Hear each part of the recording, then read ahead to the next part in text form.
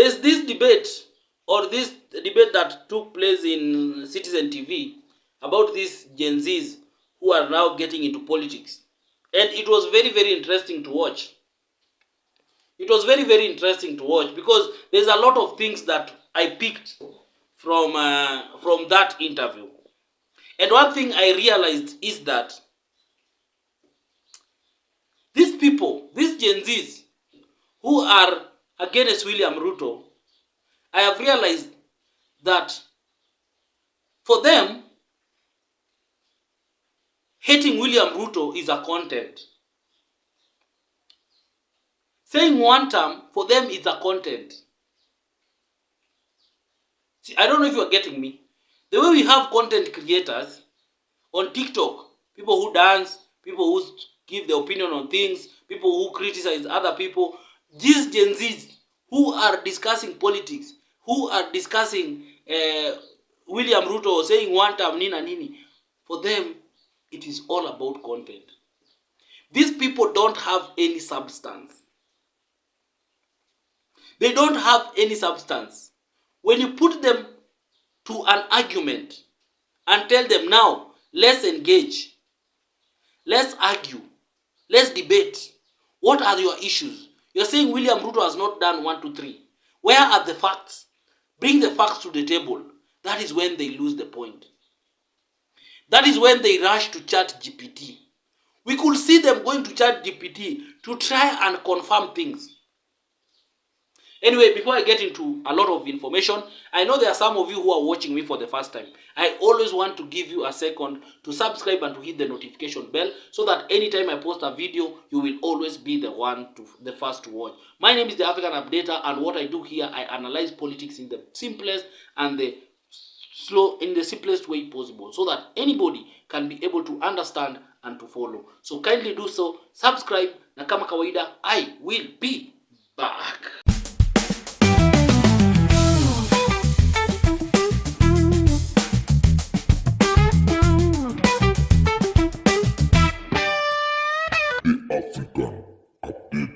Thank you for everyone who has subscribed, and for the 10 subscribers, I really, really appreciate you guys. Thank you so much. Now, back to my video. So I was saying that these Gen Zs, these people are content creators. They're like the Gen Z buddies and all these other people. For them, it's about content. These guys don't have some substance. They don't have facts. Anytime you ask them things, they keep on just going to that point of, oh, you know, William Ruto, Kenyans are suffering, sijui nini, life is hard. Life has been hard ever since Jomo Kenyatta became the president. Life has always been hard. Life has always been hard for Kenyans. Life did not start being hard with William Ruto. So you need to tell us, bring facts. When you say that life is hard how? Oh, Kenyans don't have jobs. Kenyans wajakuwa na job even before William Ruto became the president. When Uhuru was the president, Kenyans did not have jobs. When Kibaki was the president, Kenyans did not have jobs. When Moi was the president, Kenyans then, who were there then, did not have jobs. Same to Jomo Kenyatta. So, when they are asked to come up with facts, okay, you are saying that he has not done 1, 2, 3. When they are told, bring facts to the table, you are saying William Ruto has not done 1, 2, 3. Hawana facts. They rush to ChatGPT. They want to get emotional. They want to start insulting. And they have always, and that's why you see, for them it's a content. The reason I'm saying it's content, and this guy, Marco Huko, agrees with me. The reason I'm saying it's content, when they go to online, they always want to find very funny names to call William Ruto, very crazy names to call William Ruto. Recently, when William Ruto's body had reduced, they started calling him, giving another name, Anaconda. They started calling him Kasongo. They called him Gedenji. They called him all this. They have been giving him names. They have been insulting the president because for them, it is about the content. That if I call William Ruto Kasongo, people will start picking up that and I will trend. That is why they mock the president, they insult the president. When they are told to prove facts, They twist facts. They take Ruto's video, they twist them. When Ruto makes a mistake as simple as saying that, oh, mafuta, that's a mistake that anybody should sit down and understand. Oh, hapa hivi, this was a slip of a tongue. Because we all know mafuta yezi work kwa pikipiki. But sometimes you can have a slip of a tongue. For them it becomes an issue. For them it becomes content. For them it becomes the main issue. Because they don't want to face facts. When they say that mafuta imepanda, first of all, somebody who has facts should understand that mafuta imepanda kwa nini. It is a global problem. It is not a William Ruto's procreation. This problem is not William Ruto who has created it. Oh, sijui nini, they could have done this, they could have reduced, they could have nini, wangetoa VAT. Muulize hiyo VAT. Muulize kwanza, do you understand mbona VAT imewekwa on fuel and the reason behind it? They cannot tell you. They will just say, no, haifai kue. I want you to listen to some of these engagements. Leo nilikuwa nimekuja kwa amani sana ili tuweze kuzungumzia maendeleo ambayo yanaendelea nchi hii, lakini inaonekana lazima sasa tuzungumze. Rashid, katika msemo wa Swahili wao wanasema mgala muwe lakini haki yake mpe. Hata tukiacha kwanza kuzungumzia haya maneno yote ambayo serikali ya Kenya imefanya, iwe ajira, iwe SHA, iwe nini, kuna watu hii Kenya na hawa watatu ni a good representative of them. Hata William Ruto, ingekuwa leo Mungu angekuja aseme huyu William Ruto ndiye ataonyesha Wakenya njia ya kwenda mbinguni, watu kama Charity hawatakubali. Mimi nataka niseme hivi, hata kama mnamdharau Rais William Ruto, hata mtoe rais ukando, nataka niwaambie kitu, mheshimu rais. Mmemdharau rais, mnamsikia hapa, hata hili ni swala la maana sana. Kabla hata, kwa sababu ninaona ni vigumu sana umueleze mtu kuhusu vitu ambavyo serikali inafanya kama hawezi hata heshimu rais mwenyewe. Na nataka nimueleze hawa watatu. Huyu Rais William Ruto, especially yule dadangu Charity Jinzibadi, huwa mara mingi huwa naona unamtusi pale rais, mnamuita Uburu midioka, sijui mnasema ni leo nataka nimetamani kukupata lakini leo nimepatana na wewe sasa. Na nataka nikueleze, huyu Rais William Ruto ambaye mmemdharau, William Ruto amechaguliwa kama mbunge zaidi ya miaka 30. Kama mtu namzungumzia William Ruto kama binafsi, William Ruto ameweza kuwa naibu wa waziri, William Ruto ameweza kuwa waziri. Hata iwapo William Ruto ataenda kuwa Wantam hii Kenya, iwapo ataenda kuwa Wantam, William Ruto kati ya mamilioni ambao wameweza kuwa katika hii Kenya, yeye ndio kati ya watu 5 wamekuwa rais hii Kenya. Wewe Charity, si tumekujua hapa town juzi kwa sababu ulikuwa unacheka baada ya baba kukufa. Si ilikuwa wewe ukicheka ati baba amenyuria. Wewe Jinzibadi, tunataka kutuambia nini? Nataka leo hii utuambie nini umefanya maishani ambayo inafanya unadharau William Ruto. Mbona unadharau Oburu Odinga? Ni nini ambayo umefanya maishani mwako ambayo inafanya unadharau William Ruto? Nakubali kwa sababu pia anataka kumfurahisha Sifuna, lakini Sifuna atajua ni nani ambaye kwa kwenye ligi yake. Natashtuka sana. Unajua mimi naongea, please, it's about mimi naongea. Nitapatia Rashid. Mimi wakiongea mimi wasingi. Mimi nikapatia project parties on me. Sasa. But umevalia warembo na Matiang'i. Nimesema I am partiless. And you are a voter in Nakuru. Nilivalia warembo na Jubilee. Nilivalia warembo na Jubilee. Matiang'i atatoka magani? I am partiless. I am very partiless. Let me say it on national television. I am partiless. I am not leader. I have a leader but I don't have a party. Alionya, do not project your views on me. Who is a leader? Who is my leader at the moment? Mimi ndio Sifuna. Kwa sababu amemruka Matiang'i. Na naomba Matiang'i waangalie wasichana ambao uko na wao, wengi wao tabia zao tu kama hizi. Kesho kutakuwa na unajua another vibe on TikTok. Baada hata kesho mimi nikikuwa freedom fighter utamuona atasema mimi sisi ndio walio. Nataka nikumbushe hawa watu kwamba Uhuru akiwa serikalini alijenga barabara 11,000 yani kilomita. Hizo barabara region yetu haikuwa na chochote. Kwa miaka mitatu Rais Ruto, na nyinyi mume actually portray today, Rais Ruto amejenga barabara 25,000 kilometers. Mimi kama Alionya mali natoka, the interior part of this party, I am part and parcel of the 25,000 kilometers. When these people were in government, we didn't see anything, and in 10 years it was 11,000 kilometers. Na bado utatuambia tuseme Wantam, bado utatuambia tunataka tusikize Rigathi Gachagua, bado utatuambia. Na on that note, let me mention something for my sister kwa sababu alimention, alafu tumpe chance a respond. Na hata si kumention yama, I just want to advise you. The Odinga family is still alive. As a young Gen Z in ODM, I am begging you, because I've seen you in an orange t-shirt. Look for Mama Ida Odinga, look for Winnie Odinga, look for Raila Jr. But before you meet them, look for Dr. Oburu Odinga and apologize for mocking Baba. And I'm saying it with a heavy heart. Because you are never in Kisumu, because you said you saw some things on TikTok or whatever you do. You came to Siaya, our people came and saw you. And the same way you mocked Baba when you were in your region, when Baba could come and you still say, this is a spirit, this is an evil man that you cannot vote for. It's the same way we look at you, Gen Z party. It is the same way we look at you. But hatutaki kuishi kwenye society tukiangaliana vile. Na kuomba mimi kama Gen Z, mtafute Oburu Odinga, mtafute either Winnie Odinga, whoever, just ask for forgiveness and visit Baba's grave. So, those are just some of the engagements that were there. And you can clearly see that these people didn't have anything. For them, they just want to disrespect the president. Because for them, disrespecting William Ruto, for them is a content. They will trend online. Gachagua will see them. Sifuna will see them. They will be called in meetings. They will be given some tokens. They will be given some 20k here, 10k here, nini here. The Gen Z buddy is a teacher, but he just doesn't understand his docket. He doesn't understand how teaching is working. She had to be schooled.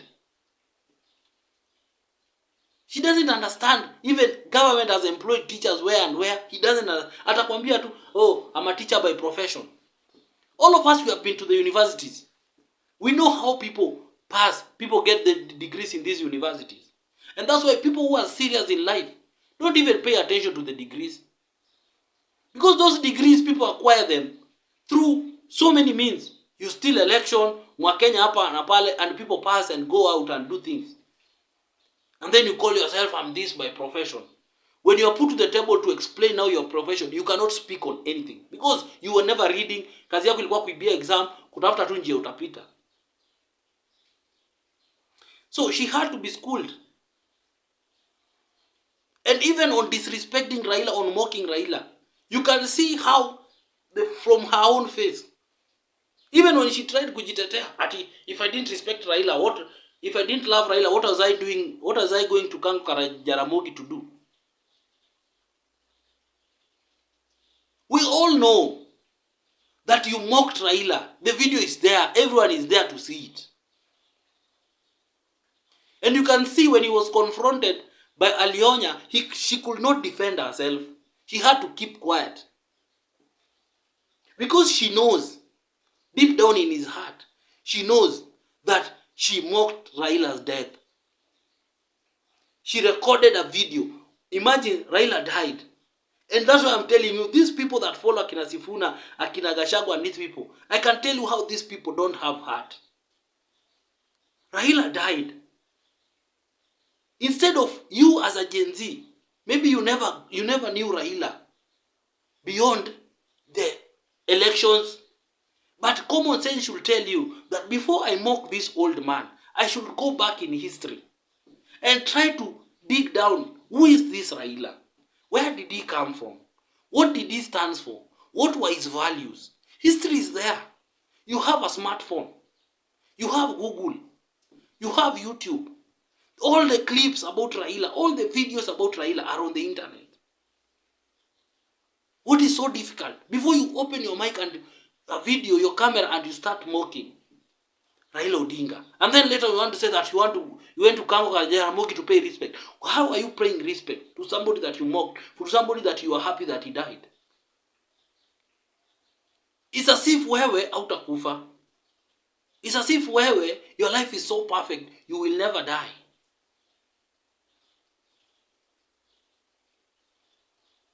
So these people, you can see through them. Even the one that was in yellow.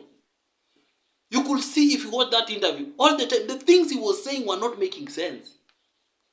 He was a Gachagua supporter. But when he's faced with fact, he gets emotional. Because he knows very well defending Gachagua is difficult. But since he has to keep on defending Gachagua because you have to defend where you eat, then you keep on saying things. You get emotional when you are faced with facts. Saying that the government has done nothing is being ignorant and stupid at the same time. There is no government in this world that has completely done nothing. Every government has done something good, even if it is 2% or 3%. Every government has done something good. On the issue of the president lying, people have always spoken about that. Sometimes I tend to agree that William Ruto sometimes speaks things that he intends to do, anaziongea saa hizi, and people now see William Ruto can say something he's planning to do in 2 years, anaziongea saa hii, is as if something is happening tomorrow. And that is the mistake that he has always been doing. So that one, I'll give it to him, in terms of why people sometimes see William Ruto, that he lies. But sometimes when he speaks some of these things, at the end of the day, we see them.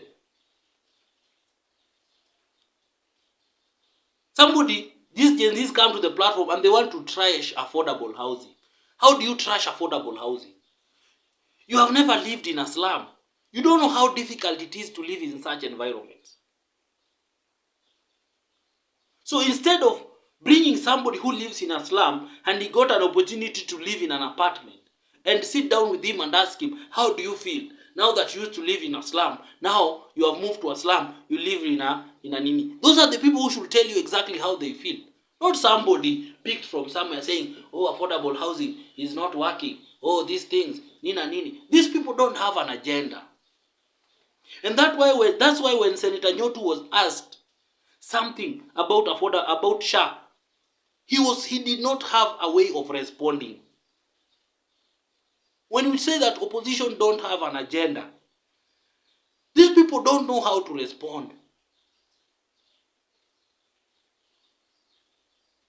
They don't know how to respond. Hebu have a listening to Nyotu. Have a listening to Nyotu and also skia Gachagua na Kalonzo wakiwa Mombasa when they were asked something about what they can do for Kenyans. And then utaskia, just listen to how they responded. Have you used SHA, Joseph? Sorry? Have you used SHA? No, I've not. I thank God I've not had a challenge, and I pray that God is going to continue protecting me and my family. And but we get very many cases from those that we represent. Okay. That SHA, yes, has paid, because government is saying so many people have benefited from SHA. It's working, yes, but it does not cover the full. Does not pay the full bills. It is always a part of the bill. Yeah. Households are still carrying the burden of having to raise, whatever comes. Yeah. Beyond what SHA pays. So I think SHA is something that we need to have a discussion about as a country, as a legislature, because I think there are more challenges than with. Kazi wa Pwani ambaye amesema huyu kazi yangu Rigiji na huyu kazi yangu Manisivo amekuwa katika nyadhifa mbalimbali za uongozi. Mheshimiwa Rigathi Gachagua ulikuwa makamu wa rais, Mheshimiwa Kalonzo ulikuwa makamu wa rais na naibu wa rais. Na labda hizi changamoto zimekuwa pale. Ni kitu kipi kipya ambacho mtamletea katika hili swala la ardhi, mihadarati na masuala mengine ambayo yamekuwa yakiwakumba, wakati pia kuna wakati ambapo nyinyi wawili nyote mmekuwa katika madaraka? Asante sana ndugu yangu. Ni kweli mimi nilikuwa naibu wa rais kwa muda mfupi sana, mwaka 2 peke yake. Na tukakosana na huyu Kasongo kwa sababu ni muongo. Na mimi mambo ya uongo sitaki. Na tukakosana na yeye kwa sababu ya kuteka vijana nyara na kuua vijana. Na mimi nilitoa taarifa nikiwa naibu wa rais hapa Mombasa. Na nikamwambia Kasongo, mimi mambo ya mauaji sitaki na ni makosa na ni kinyume na haki za binadamu. Pia Mungu hataki watu kuua wengine. Mimi ukiniuliza nilifanya kazi ya kupigana na mihadarati hapa Pwani. Nikiwa naibu wa rais nilikuja hapa nikafanya mkutano mkubwa na maafisa wote wa usalama na viongozi. Na viongozi hapa wakanikachifu sana. Hawataki hiyo maneno kwa sababu wanahusika. Wengi sana wanahusika. Huyu Mohamed Hadi alikuja kwa hiyo mkutano kwa sababu anapigana na mihadarati. Lakini wabunge wengi sana hapa Pwani, hata gavana alitoroka akatuma deputy governor. Hawataki hiyo mazungumzo. Umesikia Senator Nyotu was asked why is SHA, have you taken SHA or not? Have you used SHA or not? The guy said I've not used SHA. And then he was asking, is SHA working? Ungeona vile alikuwa na hangaika because he knows SHA is working. But since he needs to keep on reminding Kenyans that it is not working, he keeps on creating stories here and there. Oh, nini, but it's not paying for everything 100%. Which insurance pays for you 100%? Which insurance? Niambie gani? Which health insurance inakulipianga kila kitu? Oh, bada. And then Gachagua anaulizwa swali about who is going to do Kenya. Umeona vitu za amejibu. The guy has answered totally different things. Totally different things. When we tell you that people like Gachagua does not even understand policy, sit down with Gachagua and ask him, what is a policy? Gachagua doesn't understand what a policy is. He doesn't understand. Gachagua doesn't understand government policies. And that's why unakumbuka when Ichungwa was being interviewed, he said that huyu jamaa wakati aliingia kwa government, he became the deputy president and they started having meetings. Then that is when Ichungwa realized that this guy is empty. This guy doesn't understand how the government works. This guy is totally empty. And these are the people that the Gen Zs on the TikTok are teaming up with nini and they want to associate with that. They want to take William Ruto home. They have no agenda. Even Sifuna himself, sit him down and ask Sifuna, what policies has the government come up with that you feel like have not been good? And which policies can you develop that you feel like will reverse some of the things or will improve some of the things that this government has done wrong? Sifuna cannot tell you. Take it from me. Sifuna himself also doesn't understand how government works. Sifuna is just hiding behind him being a lawyer. But when it comes to understanding the structures of the government and the process of the government, Sifuna doesn't know. Babu Owino doesn't know. And that is why when they stand on a podium, they don't say anything. When you call them to a closed meeting, in an interview of one-on-one, where now brain is required, not heckling, not saying just one time, not saying William Ruto has not done this, in an interview or a podcast where brain is required, and you sit down with someone like Babu Owino and now dig deep into his mind and share his things, I'm telling you, you will come out with nothing. Unakumbuka the way ile interview ya Kalonzo ilikuwa, people came out with nothing. That is what you will come out with in that interview. You will come out with nothing. You remember when Kalonzo spoke and people said that the whole interview, there was nothing they picked from it. When Matiang'i spoke, the whole interview, they come up with it. But when William Ruto speaks of things. He has facts, he has data. He's telling where Kenyans need to go, the areas that Kenyans need to tap, the sectors that Kenyans need to work on so that this country can grow. He talks about energy. He speaks about the amount of energy we produce, how we need to increase our energy in the country, and what we need to do with that energy. How we need to do to deal with food security, the areas we need to tap. How we need to solve the issues of youth employment. The infrastructures in this country, the roads that we need to open up that will open up the country to other areas and to other economic The guy has facts, the guy has details. But this other side, oh blah blah blah, ni kelele na propaganda, hey, too much. Anyway guys, it is what it is. I've spoken my mind, so tell me what you think in the comment section. But above it all, remain respectful. Remain respectful. That is very, very paramount. If you have a divergent opinion, remain respectful. I think you have listened to me on this platform several times. Even those days when I never used to disagree. I never used to agree with William Ruto. There is no way, there is no place I ever insulted William Ruto. There is no way I ever called William Ruto those funny names that people used to call him. The same way, the days when I never used to agree with Raila Odinga, there is no day I used to insult Raila Odinga. So that is the kind of platform we want to build. Let us build a platform whereby we respect authority. We might not agree with it, but we respect authority. And respect does not mean that you demean the office. Respect simply means that you respect the person there. You can criticize the person, but criticize the person respectfully. By putting in consideration that there's a person in this office and he needs to be respected. Because even you one day, you will become a leader somewhere. Maybe me one day, I will become a leader somewhere. And I will want to be respected. So, let us embrace that. We might not agree with William Ruto. William Ruto can be the worst president ever in this country. It is fine. But let us also respect him. Let us give him that benefit of doubt. Let us respect his office. If we don't agree with him, we will express that in the ballot. That is what we need to do. Let us create a country whereby we respect leaders, regardless of who they are, regardless of whether we like them or not.